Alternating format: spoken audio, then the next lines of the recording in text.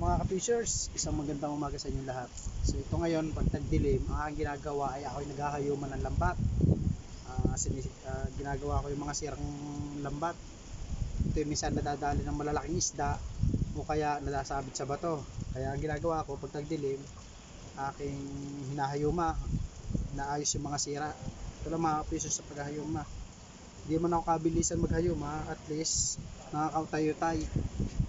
So ayan mga ka-fishers, ito ang aking pinakapabigat, ang aking lambat na panghuli ng talakitok, Matantres 0.55. Pakita mo, ito ang haba, siguro may 3 pa. Hindi pa ang taas niya sa tubig,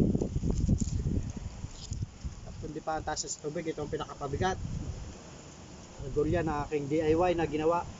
Kaya pag bumanggakis ng malalaki, balot siya ng lambat, hindi siya matigas banggain. So ayan mga fishers, sa susunod na liwanag, patuloy niyo ako samahan. At please follow my Anthony Dimesa Gonsalvo, my page. So ayan mga fishers, subok na ulit tayo sunod na liwanag na pang ating panghuli ng mga talakito.